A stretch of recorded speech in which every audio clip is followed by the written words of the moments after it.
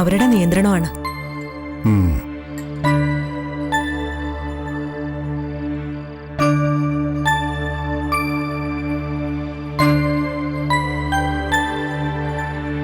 മകള് കുട്ടിക്ക് ഇവിടത്തോടെന്തോ സങ്കടം ബോധിപ്പിക്കാനുണ്ടെന്ന് പറഞ്ഞു. തങ്കയോ? തങ്കയ്ക്ക് എന്താണ് സങ്കടം? എന്നോട് പറഞ്ഞില്ല. അച്ഛനെ കാണണം, അനുമതി വാങ്ങണമെന്ന് പറഞ്ഞു. വിളിക്കേ. രാജ്യത്തെ മുഴുവൻ ജനങ്ങളുടെയും സങ്കടം തീർക്കുന്ന രാജാവ് സ്വന്തം മകളുടെ സങ്കടം തീർത്തില്ലെങ്കിൽ അതിലും വലിയ കുറവെന്താണ്? തങ്ക ഇപ്പൊ തന്നെ വിളിക്കുക. വിളിക്കാം. തങ്കയെ വിളിക്കൂ. അടിയൻ. തമ്പുരാന് സംസാരിക്കാനുണ്ട്.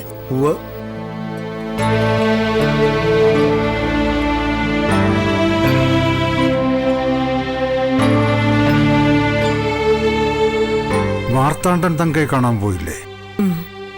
പോയിരുന്നു. എന്നിട്ട്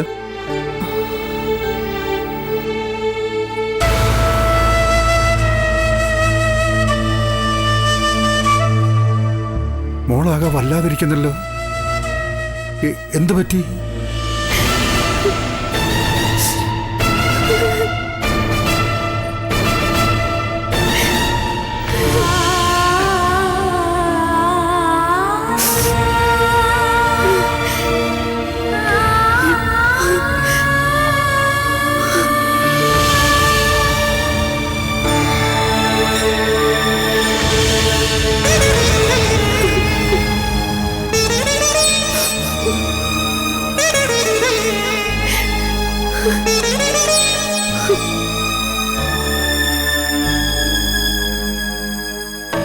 കരയല്ലേ മോളെ, കരയല്ലേ. പറ, എന്താണ് വിഷമം? തുറന്നു പറ. അച്ഛൻ പരിഹാരം കാണാം. നെയ്യാറ്റിൻകരയിലെ ഇളയ തമ്പുരാൻ ഇന്നെന്നെ കാണാൻ വന്നിരുന്നു. മാർത്താണ്ഡൻ? മാർത്താണ്ഡൻ തങ്കയെ കാണാൻ വരണമല്ലോ. അതൊരു നല്ല കാര്യമല്ലേ? എന്റെ അറയിൽ വന്ന തമ്പുരാനെ വല്യണ്ണ നാട്ടി ഇറക്കി വിട്ടു. ഇറക്കി വിട്ടെന്നോ? എന്തിനാണ് കിട്ടണേ പപ്പു മാർത്താണ്ഡനെ ഇറക്കി വിട്ടത്? അത് കുട്ടികൾ മറ്റെന്തൊക്കെ ആലോചിക്കുകയാണ് തമ്പുരാനെ. മറ്റെന്തൊക്കെയൊന്ന് പറഞ്ഞാൽ എന്താണത്? നാം അറിയാതെ എന്തൊക്കെയാണ് അവർ ആലോചിക്കുന്നത്? അവർ തങ്കയ്ക്ക് മറ്റൊരു ബന്ധം ആലോചിക്കുകയാണ്. തങ്കയ്ക്ക് മറ്റൊരു ബന്ധമോ? തങ്കയ്ക്ക് ബന്ധമുറപ്പിക്കാൻ അവര് കാണുന്ന ഈ മറ്റൊരാൾ ആരാണ്?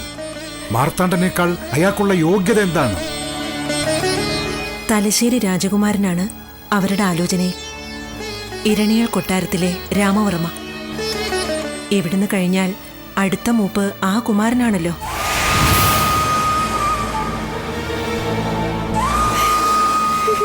ഓ, അതാണ് വിഷയം. മാർത്താണ്ഡൻ മൂന്നാം കൂറാണല്ലോ. എന്റെ ആൺമക്കൾ എല്ലാം മുൻകൂട്ടി കണ്ടിരിക്കുന്നു. അവര് പറയുന്ന കാര്യം അത് തന്നെയാണ് തമ്പുരാനെ.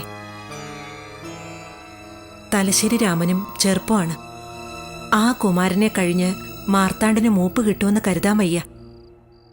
ആ നിലയ്ക്ക് തങ്കയ്ക്ക് മാർത്താണ്ഡനേക്കാൾ യോഗ്യൻ തലശ്ശേരി രാമനായിരിക്കുമെന്ന് അവർ വിചാരിക്കുന്നു. അത് തന്നെയാണ് ശരിയെന്ന് ഈ ഉള്ളവൾക്കും തോന്നുന്നു.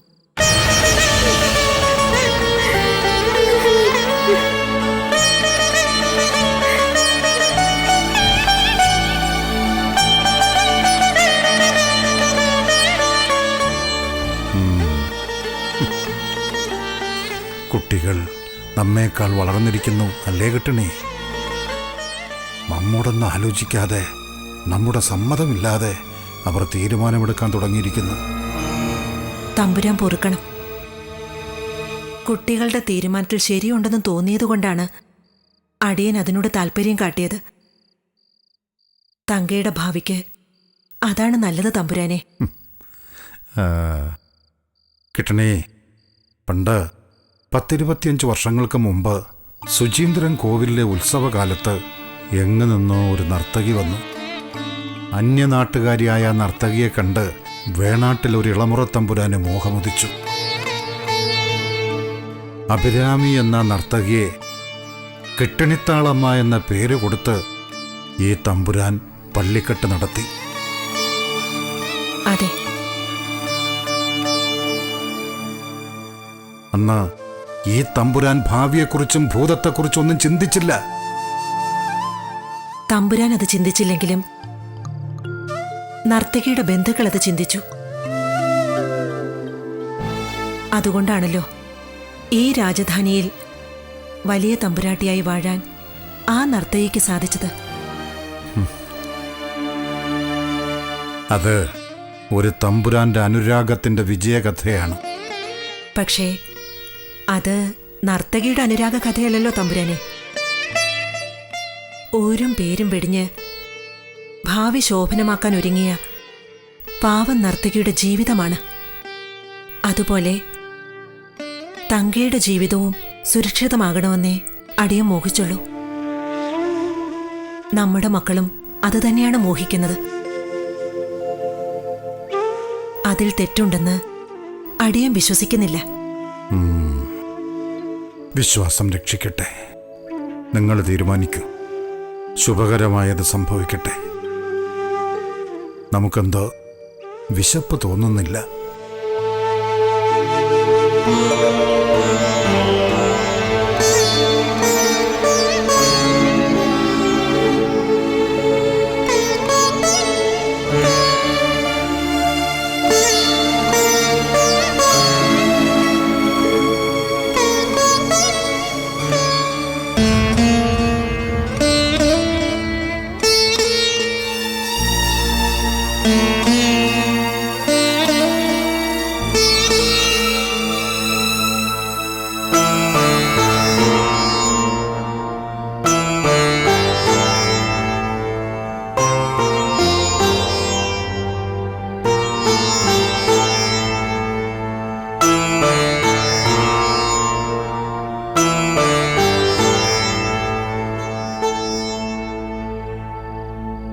മോളെ, അണ്ണന്മാർ ഇങ്ങനൊരു കാര്യം ആലോചിക്കുന്നുണ്ടെങ്കിൽ അതെന്തായാലും മോളുടെ നന്മയ്ക്ക് വേണ്ടി തന്നെയായിരിക്കും.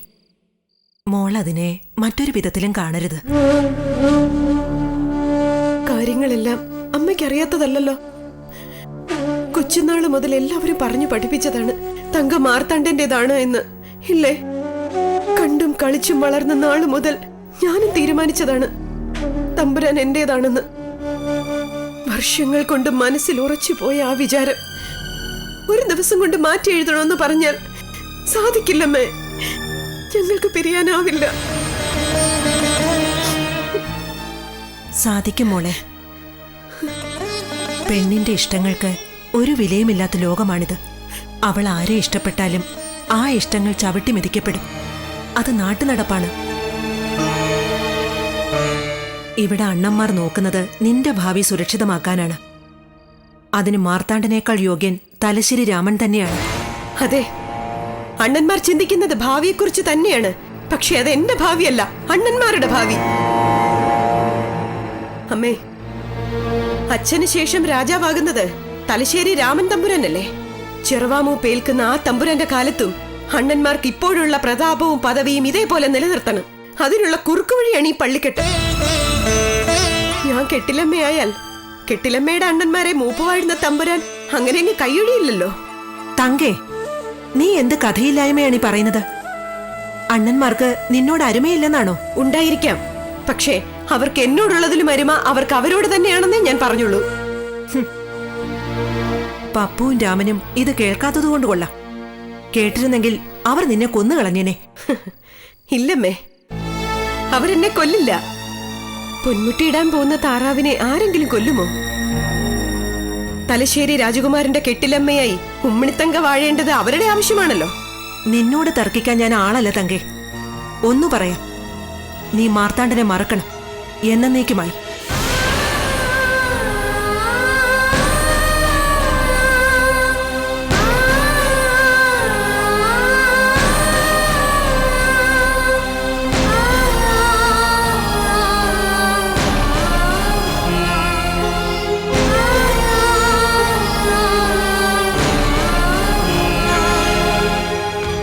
ഭാഗീരഥി, കൽപ്പിച്ചാലും തമ്പുരാട്ടി. എനിക്ക് എന്റെ തമ്പുരാനെ കാണണം. തമ്പുരാട്ടി, അവിടുത്തെ അണ്ണന്മാരറിഞ്ഞാൽ അപകടമല്ലേ? ഒന്നുമില്ല, എന്തു വന്നോട്ടെ, അവരെന്തു വേണേലും ചെയ്തോട്ടെ. എനിക്ക് എന്റെ തമ്പുരാനെ കണ്ടേ തീരൂ.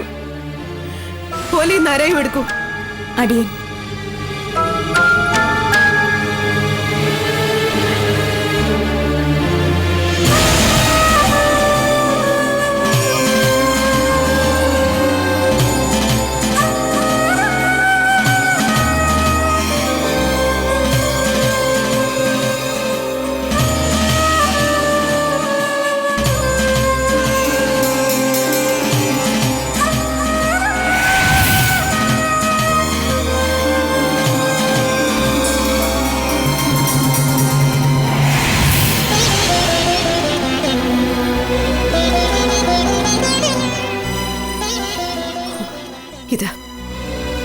ഇത് കൊണ്ടുപോയി തമ്പുരാന്റെ കൈ കൊടുക്കണം.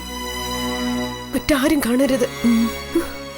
ചെല്ലു, ഇപ്പൊ തന്നെ ചെല്ലു. ആരും അടുത്തില്ലാത്ത തക്കം നോക്കി ഓല തമ്പുരാനെ ഏൽപ്പിക്കണം. കൽപ്പന പോലെ തമ്പുരാട്ടി.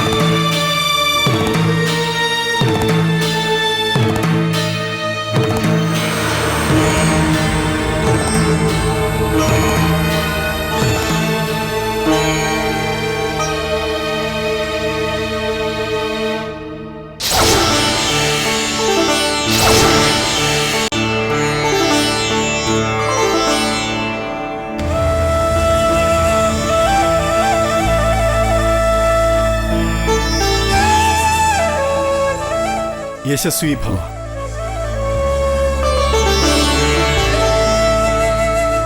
പ്രണാമം ഗുരു. പ്രണാമം രാജകുമാര. അങ്ങ് ഏറെ അസ്വസ്ഥനാണെന്ന് നാം മനസ്സിലാക്കുന്നു. ഹിതകരമല്ലാത്തത് സംഭവിക്കുന്നു. അതിൽ വ്യാകുലതയുണ്ട്. പക്ഷേ സംഭവിച്ചതെല്ലാം നല്ലതിനാണെന്ന് കരുതൂ. അങ്ങ് ആരാണ്? പറഞ്ഞാലും. നാം ഒരു പരദേശി സന്യാസി. അങ്ങയുടെ ഉദ്യമങ്ങളോട് ആഭിമുഖ്യമുള്ളവൻ, അങ്ങയുടെ ഹിതകാംക്ഷി. നാം ചിലത് പറയും. അതിനെ അങ്ങ് ഗൗരവത്തോടെ കാണണം. പറയൂ. എന്തിനേയും ഗൗരവത്തോടെയാണ് നാം കാണുന്നത്. ആ നിലയ്ക്ക് അങ്ങയെപ്പോലുള്ള ഒരാൾ പറയുന്ന കാര്യത്തെ ഒട്ടും ഗൗരവം കുറച്ച് കാണില്ലെന്ന് പറഞ്ഞാലും. ഇന്നലത്തെ ദിവസം അങ്ങയുടെ ജീവിതത്തിൽ തന്നെ ചില പരിണാമങ്ങൾക്ക് തുടക്കം കുറിച്ച ദിവസമാണ്. ആ വ്യതിയാന സന്ധിക്ക് അവസാനം വന്നിട്ടില്ല. അതിന്റെ അലയൊളികൾ ഇനിയുമുണ്ടാകും. അതുകൊണ്ട് ഇന്നത്തെ സന്ധ്യയിൽ പ്രത്യേകം കരുതൽ വേണം. മുന്നിൽ മാത്രമല്ല, പിന്നിലും കണ്ണുവേണം. ആയുധത്തിൽ കൈവേണം. നമുക്ക് ഈ ഉപദേശം നൽകാനാണോ പരദേശി സന്യാസി ഇത്രയും ദൂരം വന്നത്? പറയൂ, അങ്ങ് ആരാണ്? തമ്പുരാനെ, ഈ ഉപദേശം നൽകാൻ തന്നെയാണ് നാം അങ്ങയുടെ മുന്നിൽ വന്നത്. ഇത്തരം ഉപദേശങ്ങളുമായി നാം ഇനിയും വരും. പറഞ്ഞതൊക്കെ മറക്കാതിരിക്കുക. ആയുധം മുഖ്യം. നന്മ ഭവിക്കട്ടെ.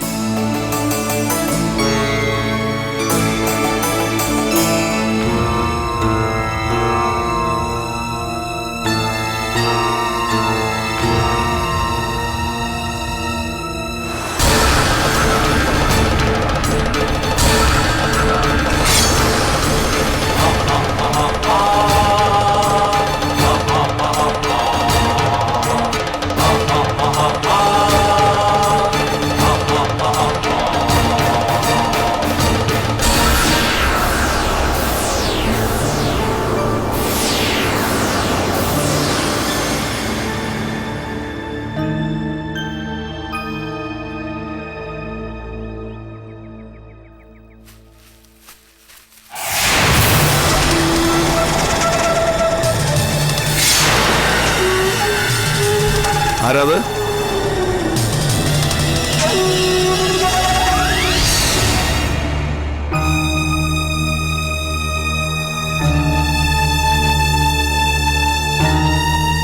തമ്പുരാനെ പൊറുക്കണേ, അടിയൻ തങ്കത്തമ്പുരാട്ടിയുടെ ദാസിയാണ്. ഇവിടെ വരൂ.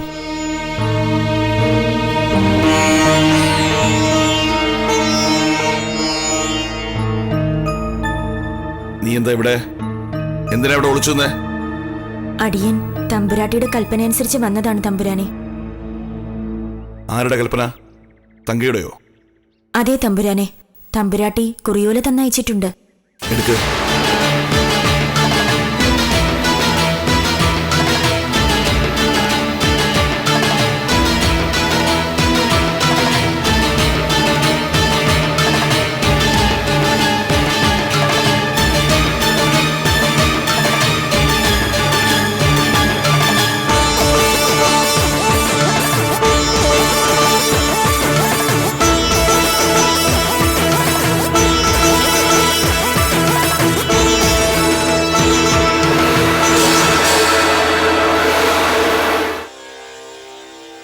പ്രതീക്ഷകൾ അസ്തമിക്കുമ്പോഴാണ് മനുഷ്യൻ ഹീനമാർഗങ്ങൾ സ്വീകരിക്കുന്നത്.